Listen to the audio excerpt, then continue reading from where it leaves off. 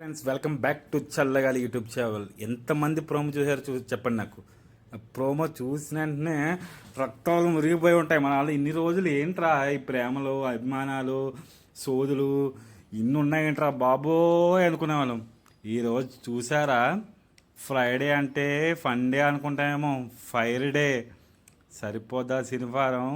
కాదు, సరిపోదా ఈ Friday? Tanuja versus దివ్య. ఎన్ని రోజులో ఒక రగులుతున్న వాల్కనీలాగా డుమ్ అంది.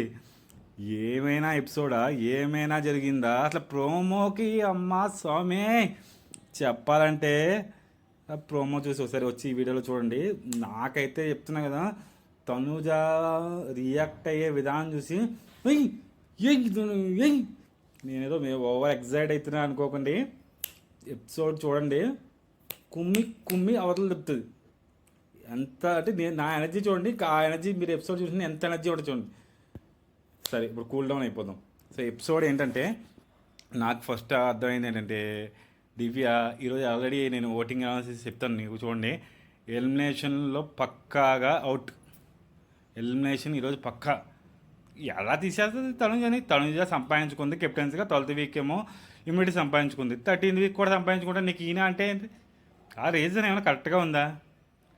పోన్లే చెప్పింది, అది రీజన్ చెప్పిన తర్వాత అది అర్థమైపోతుంది మనకి. ఆ వీడియోల్లోని ఆ మాటల్లోని జలస్ అని. ఎంతసేపటికి తనుజేనా, మిగతా వాళ్ళు లేరా?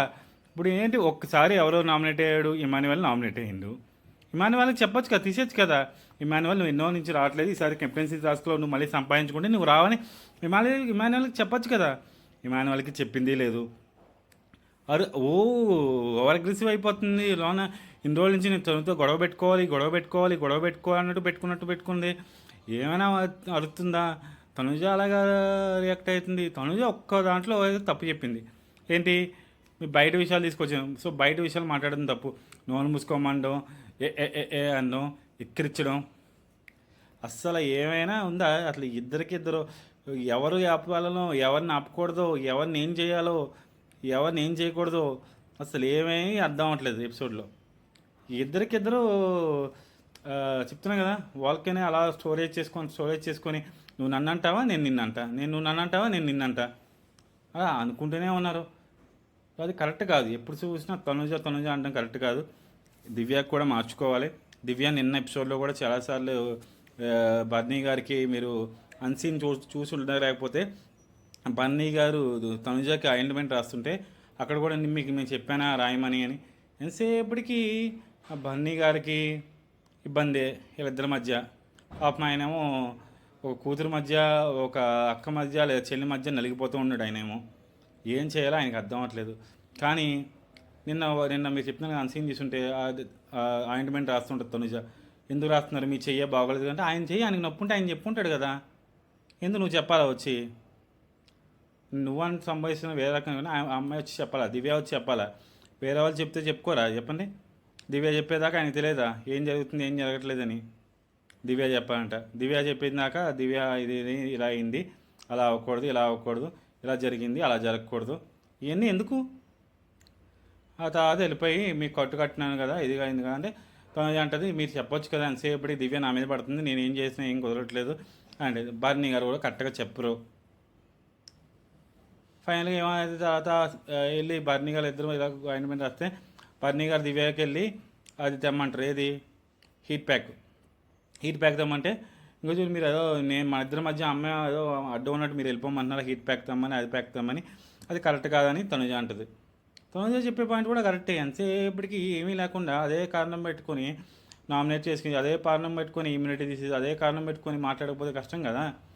మీరు చూస్తే ఆ ప్రోమోకి వచ్చిన వ్యూస్ చూడండి, మామూలు వ్యూస్ రాలేదు. ఎందుకంటే అంత ఓవర్ అగ్రెసివ్లో నేను చెప్తున్నా. ఇప్పుడు వచ్చి ఇది 75th డేయో 78th డేయో బిగ్ బాస్లో ఇంత పెద్ద ఓవర్గా హైప్గా కానీ ఓవర్ ఇది కానీ ఎవరు ఇంత పెద్ద గొడవ కానీ ఎవరు పడలే. అట్లా ఎవరు గొడవ పడిందే లేదు. అంత పెద్ద గొడవ వేసుకున్నారు. సో అంత పెద్ద గొడవ చెప్తున్నా కదా, సూపర్ అంటే సూపర్ అనిపించింది ప్రోమో. ఎవరు తగ్గలేదు.